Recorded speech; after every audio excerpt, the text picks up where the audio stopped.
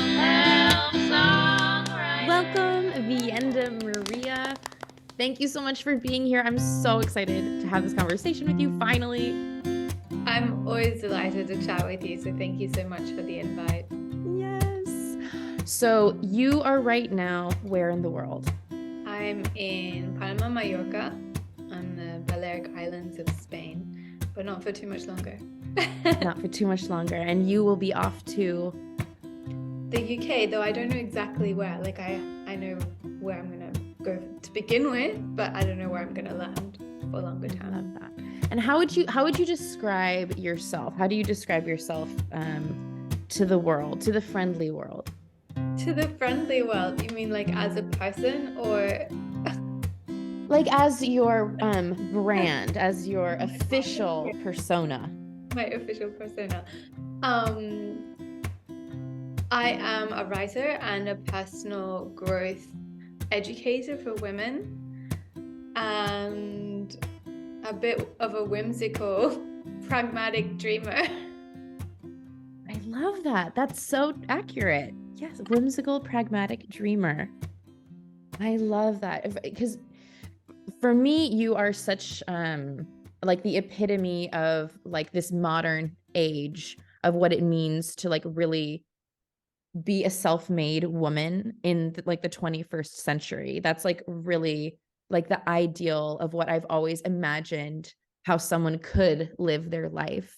And then like there you are, this like bohemian, artistic, like very expressive, but also very practical and also very grounded and also very like, you know, like business oriented and practical in your own way. So like this marrying the feminine, the masculine. And I feel like your art in a way is like your life is your art. I feel like you embody that more than most people I know.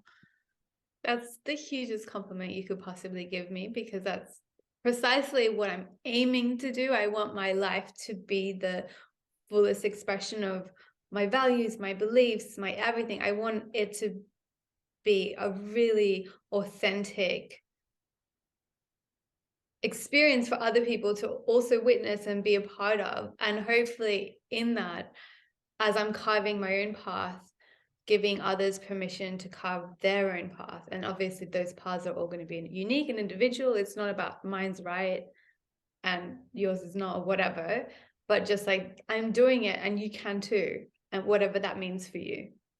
Exactly. I love that so much. I say the phrase, I love that way too much on this podcast, by the way, you'll notice that. But I love a lot of things that you're probably going to say and that you have said.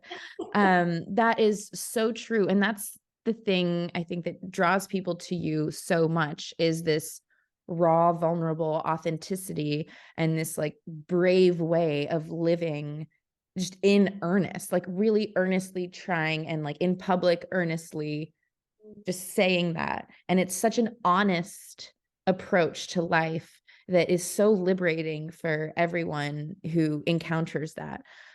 So that's just so awesome. And it's really what you teach, that because literally one of, well, I don't even know, it was one of the, not one of the last courses, but I've taken all of your courses. But one of the last live ones, the Her Way one, which was the first time you ran it, which was 2 years ago. And that's literally teaching her way, each individual your own way, through showing what you've done and how you found that. And that was kind of what kicked off like the self-help songwriter thing to begin with. Like it's certainly the podcast and certainly my organization and just my own, like me finding the energy and me finding that motivation within myself to do something like this is really like thanks to you. So this is like so cool to have you on and like talking about it. Yeah, it's like it comes full circle. And I have to say, I mean, maybe the course gave you the strength and the courage and the confidence to go ahead and do it, but in the end, it's and the tools and some of the tools, in the end, it's all you. You've made those decisions, you've built those structures into your life, you've made this commitment to yourself and your dream and your vision, you've shown up for yourself, you've built those relationships, you've done all of that, maybe on the back of seeing someone else do it, but in the end, it's all you. So that's incredible. And I have to say, just because of who you are, this like vibrant, optimistic, delightful, gushing with generosity and life human being that attracts so many people. Be like, you leave people feeling 100 times better than they did before they saw you or spoke to you. Well, that's the nicest thing in the whole world. Okay. I'm a little teary-eyed if you're, yeah. Oh my gosh. That's so, so kind. That's also everything I aim to be. Literally since I was a kid, I was like, what is the thing I want to be? And it was like, just, I want to leave people better than I found them. Like, even if it's just a second. That was literally a conscious thought I had when I was like 4. Yeah. So that's really super validating to hear, especially from you. So thank you so much for saying that. You're doing it. You're living your purpose. Thanks.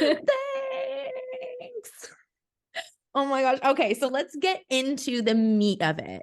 I want to hear about what's your journey been with music? What's your relationship with music like? Oh my gosh. I'm like, Big question. where do I begin? I mean, I've loved music since I was a little kid. I was that person who was like 11, 12 years old, listening to the radio with her. I'm sorry, I'm gonna like show how old I am, with like a tape, and I would record my favorite songs and make mixtapes from the radio with my favorite songs so I could then listen to only my favorite songs and not the shit that the radio played. Love that. Oh my gosh. And completely love music. And it was weird because I grew up in a household that didn't seem to value music that much, or if it did, it was very focused on like, we only play classical, which of course, like, I love classical music as well, but I thrive from a wide range of music in general. So it was always that, and I always wanted to sing actually, but for some reason I wasn't allowed to. I'm trying to remember why. I ended up learning the violin, which is really hard, and I don't recommend it because if you have a sensitive ear like I do, every fucking mistake hurts your own ears, and you make a lot of mistakes when you're learning. It's 90% mistakes at the beginning. Yeah. It's horrific. I did it for 5 years, and at the end I was like, this is the most painful decision I've ever made in my life. I'm not going to do this to myself anymore, let alone anyone else. Though like other people seem to like it. I used to, when I was 12 and 13, I used to busk at the markets, and I'd make like 20, 30, $40 after from an hour, because I was just a cute girl with a violin, I think, mostly. Oh gosh, what would you play? I can't even remember. Sure, it wasn't good. Wow. I love Need money that. to shut up. I love it. Right. 20 quid to stop playing. Yeah. Oh my gosh, that's amazing. I love that you sought that out and that you really connected with music, and especially on the radio, and like really like it was a hobby, even though in your house it wasn't like so celebrated. Because for me, music was always front and center. So it was like so obvious for me. And like I couldn't, maybe the types of music I got into was then like a little bit different and unavailable. But yeah, that's I love that you really sought that out and felt connection with that. I want to ask you, what was one of the first songs that you really remember connecting with in like a really deep way, where you felt really like seen, or an artist, or? That's a really hard question, because maybe it wasn't so much that I felt seen, but that I enjoyed singing and playing along to. I'm noticing a human design element that I'm sure that I can impart this about, because you're you're manifesting generator. Anyone who doesn't know what I'm talking about, just wait a minute, just skip forward. But Vienda's manifesting generator, so you're all about the joy and like getting this energy, and I'm a projector, and I'm all about like the depth and like feeling seen and being recognized. So I think that's so interesting, and I've just realized that I have a bias towards that. So okay, what was the first song? Well, Right? I saved up money to buy my first ever CD player, And then the first CD I Yes. bought was Michael Jackson's History album. Because I Oh. loved whenever his songs came on the radio, I loved singing along as loudly as I could until my family members were frustrated by me. And and that album just gave me so much joy to perform to dance to sing to play with. So it wasn't that I was like, oh my God, like I really resonate with everything he's saying. I didn't. I was 11, 12 years old. I thought his music was really fun.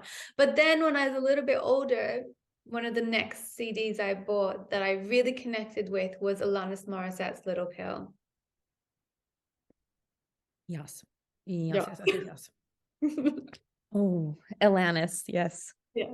Our queen. Oh my gosh. Do you remember any specific lyrics? I mean, I think I still know all the words to Isn't It Ironic? Or is it called Ironic? Whatever it's called. But that one. Yes. I think if it came on, I could sing every word immediately.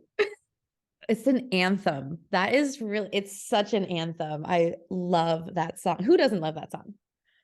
Oh gosh. I don't know those people. I don't want to know. I don't want to know that. Oh, that's amazing. And how has what does your relationship to music look like in a day-to-day basis? And maybe also talk about your time working with music festivals. I know that was a big deal. It's been such a journey throughout my life, and there's real chapters and seasons to it. Now I love finding new music. I actively create new playlists for myself because one, I don't want to be one of those people who keeps going back to the songs from their teens and 20s. Like I know a lot of people like the radio. I don't know if you've noticed this, but I've noticed that the radio, most of the channels now are like still really old music, like music from my childhood. And I'm like, that's because all the people who listen to the radio are old now and they haven't caught up with music. Sorry, guys. It's a truth soundbite. And I was like, I don't want to be those people. Like, yes, that old music is also beautiful, but there are amazing artists coming up with new ideas and new concepts and reinventing the wheel and taking that old music and turning it into new things. And I want to be a part of that. So I actively seek out music. I create playlists. I play music almost every day. Like not always. Sometimes I just need like some quiet stillness. But it's part of my like get ready in the morning routine, or like if I'm in a funk and I just need to move my body, or I just love it. And it also can help you put you into certain moods or change your mood, or what's the word, like being a sidekick to your current, Yes. whatever you want to call it. Yes. For me, music is really, really necessary. It's like breathing and sunshine and music. They're all on the same level of needs. I'm with you. I'm so with you there. I love that. Oh my gosh. And with singing, I guess I want to ask, what is your singing practice like now? Yeah, so I've always loved singing, and I go through phases of it where I sing a lot, and I notice it's really like when I'm feeling good and when I'm happy, I sing a lot, and when I'm not so happy, I sing less or not at all. And I'm like, that's really interesting. Like my joy is expressed through singing quite easily, and when I'm not connecting to joy, the singing doesn't happen. 5 or 6 years ago, I started learning the ukulele, and then I had to leave my ukulele in Mexico because I didn't have room for it, which was very, very sad. And then last summer, I bought a new secondhand ukulele, and I've been playing again because I really like singing with the ukulele because it gives you the beat, and then I don't have to sing along with someone else's singing. I can just be solo. Yes. I love that. You can accompany yourself. And that's a learning journey. I noticed when I make time to consistently play the ukulele and sing, I'm happier in general, and I have access to joy. But it's also like, as I was saying, when I feel joyful, that comes naturally. Right. Whereas when I don't feel connected to joy, that feels like a little bit of a chore. That once Yes. I'm fine, I feel good, but to get there, it's like, Yes. I love that. You're so connected to yourself, and also one of your strengths, and you have this journaling challenge and a journaling series that I'm going to link to everything in the show notes, but that is also, I linked that. I had on my webpage for a long time, like my best recommendations, and that is like always what I send people to, is that journaling challenge, because to me also, just not only in self-help but also songwriting, like self-inquiry. And for me, it really started, that whole journey started with journaling. And it started with like recording events. And then it was just a way for me to, again, the projector thing, recognize myself and see my own experience. But I'm wondering for you, well, how did that journaling and like self-awareness, where did that come from and how did that start? I started journaling when I was a child, but back then, obviously, it was like, Dear Diary, today I ate a banana and rode my bike. Like super exciting stuff like that. Which I kind of like, I wish I didn't throw that journal away. I'm sure I would laugh really hard about it right now. And then I would say in my late teens, I came back to journaling as a way to almost have a conversation with myself. Like, this is what I'm going through. This is what I'm experiencing. I need to see it outside of myself, and writing it down. And writing is just something that comes quite naturally to me. And I say that because it doesn't for everyone. I know for some people what works for them is like voice notes or finding someone to talk to or whatever. But for me, I internalize things by nature. That's how I function. And then having that reflection by writing things out, it was really helpful. And over time, I noticed that there would sort of be patterns of like, this is what's happening, and I'd like be complaining or whatever it is. And I realized through writing, I could actually actively and consciously choose to change the narrative by bringing awareness to what the pattern was, what the belief system and the pattern and the experience as a result of the belief system and the pattern was, and then choose a new perspective as I'm writing the story, and allow that new perspective to then become my new reality. Because I'm like, okay, this is what I've been believing, but what if I started seeing it from this perspective and believing it from this way? What if I chose to focus on this particular aspect of this thing that is coming up for me in order to transform it? And so for me, it became a very powerful, essentially rewriting of my own script more than anything. Though having said that, like, I notice when I'm growing a lot, that's really helpful. I also recently, in the last year or two, went in and out of some quite difficult personal times where I found it very difficult to change the script or to address the narrative, because I was just like, things are really shit right now.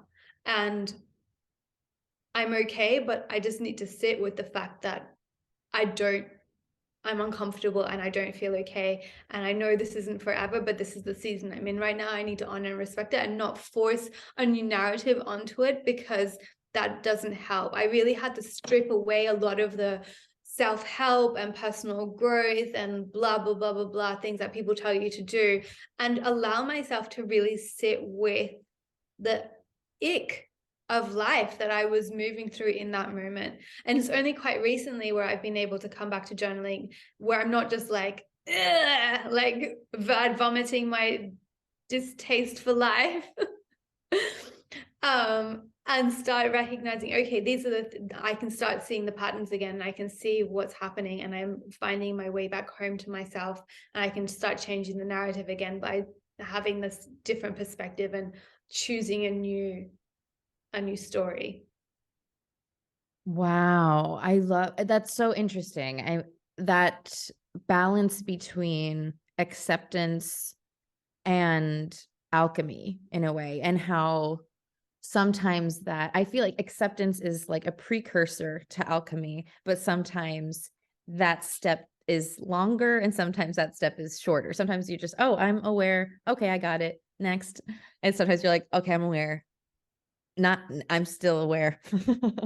And and yeah. I'm in it. Yeah. And that awareness can also almost make the gap between where you are and where you want to be even seem farther because you're so aware of it. So that's like the trap of self-awareness, is that like maybe you are actually much closer than other people would be, but your awareness of the gap is so acute that you can't.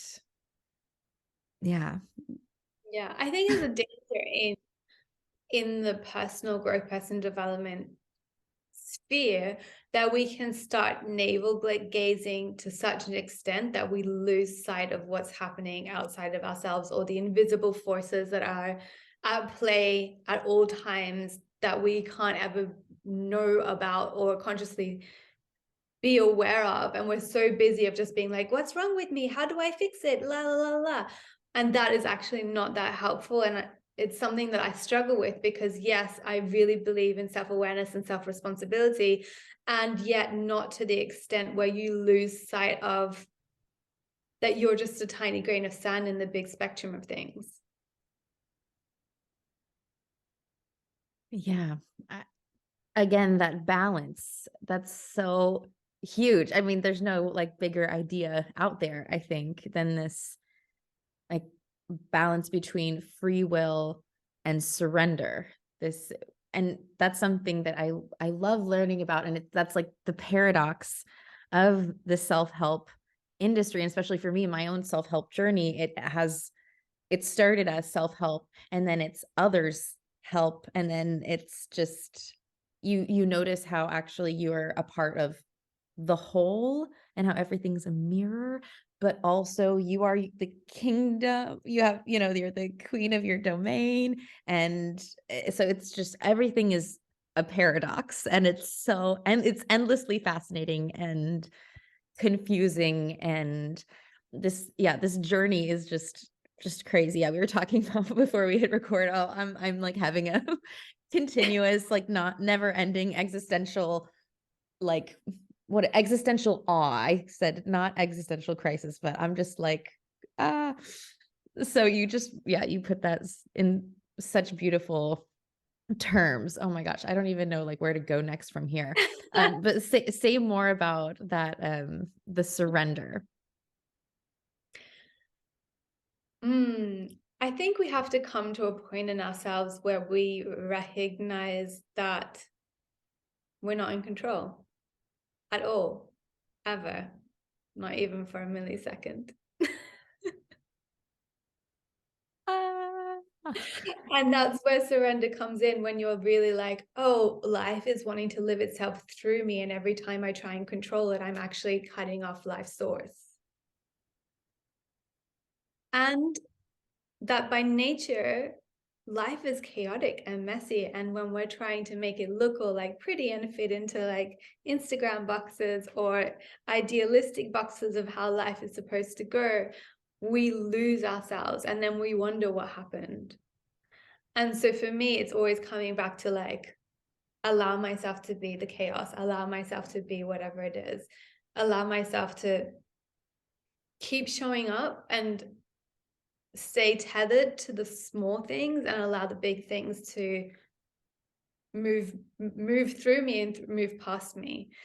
But it's hard. I mean, I think as intellectual beings in a world that tells you that you can control your life if you do X, Y, and Z, giving up that illusion is difficult, because it means that you're giving up so much of who you thought you were, your identity, what you think is meaningful, what you're working towards, what your aims, dreams, and goals are. All of that is suddenly like, does it really matter? No. And that's where that paradox comes in that you're speaking of. Yes, we need to have aims so we have something to move towards, but do they mean anything? No. Wow. Wow. I almost feel like that would be so funny if we just ended it there and just left people with that. Just Bye. figure that one out. Just deal with that. I mean, because that's really what life is. That's really what's happening with life, is that we're all just like left to our own devices to figure it out. And that's why it's so nice to have each other to like talk it through with and just make sure, okay, I'm not crazy, right? Like it's similar, right? It's crazy over there too. Like you're like, yes, it's crazy over here. Like, okay, good. It's just things are just crazy, I guess.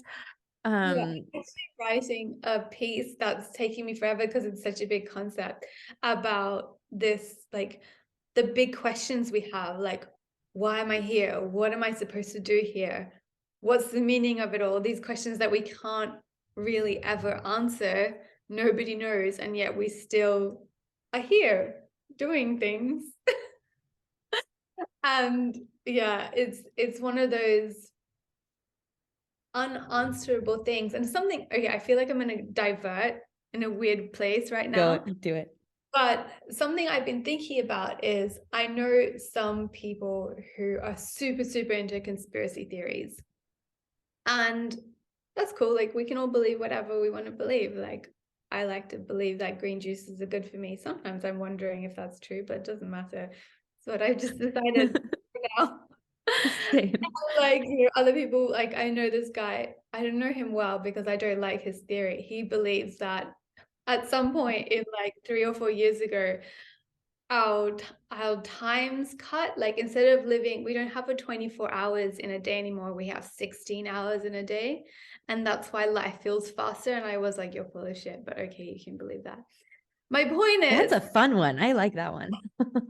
my point is that we create these beliefs, and some of them we call the conspiracy theories, to give us a sense of control over what's happening so we can understand it. And again, back to this paradox, we have to come to the realization that we cannot understand life. It is actually impossible. And so all of these beliefs and ideas and concepts that we come up with, they're really cute and funny, but actually we have no fucking idea. Yeah, we are so cute as humans. It's so cute. And I think you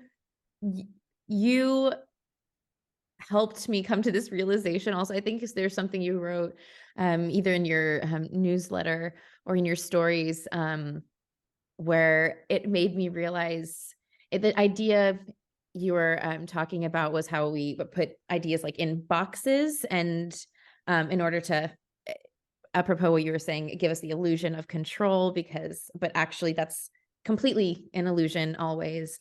And I realized that's exactly what I'm doing with songwriting is every song is a little box. And that's why I like it so much, is because I can like put all my boxes on the shelf and be like, see, this part of my life, I put a little bow on it and now it's pretty How and it's on my exactly. And it's done and it's sitting there and you can look at it and it's done. And it's its own contained thing. Yeah, so that's not true. I mean, that's really cute. And that's also not true. I mean, in a way, but in a way, it is true, of It's an course, but expression of a moment that you experience, and that is the truth of your, like, the expression of your truth of that moment. But as soon as that moment's passed, it's gone, except for now that it's also a song. exactly. Yeah, that's why I love music so much, is because it's like capturing time in a bottle. But I mean, it can be good and bad for that reason, depending on how you use it. So don't listen. That's why it's so, when people listen to sad songs when they're breaking up, I'm like, maybe don't for very long, switch it up, Lizzo's got to make an appearance at some Follow point. that space. It's not helpful. Exactly. Let's not wallow forever.